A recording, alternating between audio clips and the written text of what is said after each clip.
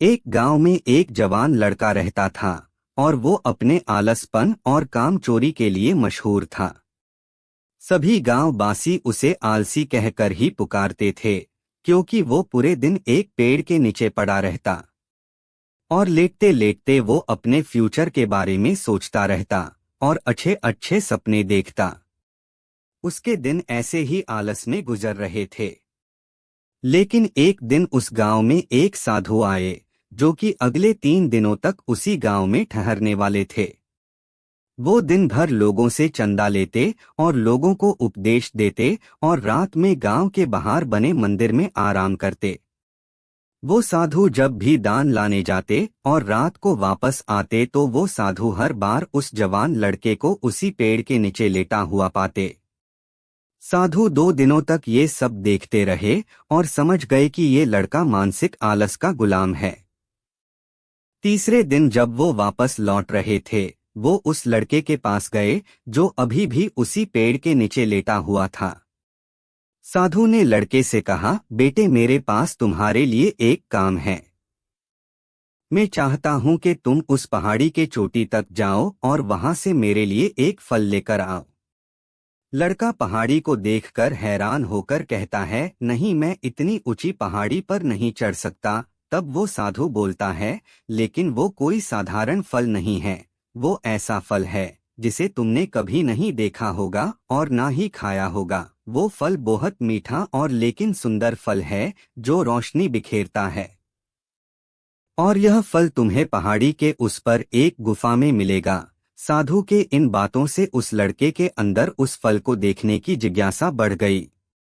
उसने आज से पहले ऐसे फल के बारे में कभी नहीं सुना था और ऐसे रोमांचक सफर के बारे में सुनकर वो उस फल को देखने के लिए आतुर हो गया।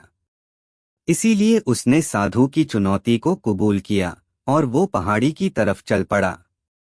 लेकिन चढ़ाई बहुत लंबी और मुश्किल थी।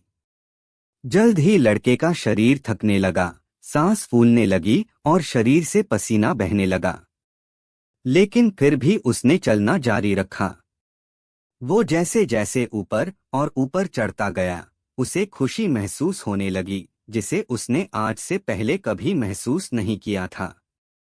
आखिरकार जब वो कड़ी मेहनत और लंबे कोशिशों के बाद पहाड़ी के शिखर पर पहुंचा तो वो पूरे तरीके से थक चुका था। लेकिन वो बहुत खुश था, उसे अंदर से आत्मसंतुष्टि का एहसास हो रहा था। उसके चेहरे पर योद्धाओं जैसी मुस्कान थी, जैसे उसने कोई युद्ध जीत लिया हो। फिर उसने पहाड़ी के शिखर से नीचे देखा, उसके सामने एक बहुत ही मनमोहक नजारा था। लेकिन असली चुनौती आगे थी, क्योंकि उसे फिर उस पहाड़ी से नीचे भी उतरना था और उस गुम्फा को भी ढूंढना था जिसमें फल मिलने की बात कही गई थी। नीचे उतरना बहुत ही ज्यादा मुश्किल और खतरनाक था, क्योंकि ढलान ज्यादा गहरी थी और चढ़ाई के समय लड़का बहुत बार लड़खड़ाया और गिरा भी था। तो वो डर भी उसके अंदर था। लेकिन साधु को वो फल लाके देने के वादे की वजह से वो लगातार आगे बढ़ता रहा। काफी खोज मुश्कत और कड़ी मेहनत के बाद जब वो अंत में गुम्फा तक पहुंचा तो उसने देखा कि फल वही एक अद्भुत सुनहरे वृक्ष पर सूरज की किरण से चमक रहा था, जो कि गुफा में किसी छेद या सुरंग से आ रही थी। अब वो बहुत थक चुका था। एक पल के लिए वो सोचता है कि बस अब और नहीं, वो हार मानने की सोचता है, पर फिर उसे याद आता है कि जब वह पहाड़ी पर सबसे ऊपर खड़ा होकर मनमोहक दृश्य देख रहा था तो उसे कितनी खुशी हुई थी, उसे साधु का यह कार्य करने में कितना अच्छा फील हो रहा था। फिर उसे एहसास हुआ कि उसके अंदर इस सफर को दोबारा पूरा करने की ताकत और मजबूती है।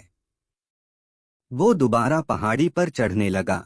उसके मांसपेशियों में दर्द हो रहा था और कमजोरी की वजह से पैर कांप रहे थे, सांस फूल रहे थे।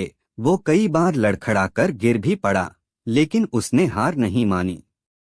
वो खुद को आगे बढ़ने के लिए लगातार खुद को मोटिवेट करता है। अथक मेहनत और घंटों की कड़ी कोशिशों के बाद जब वो साधु के पास पहुंचा और उनके हाथों में वो फल रखा तो उसके खुशी का ठिकाना न रहा।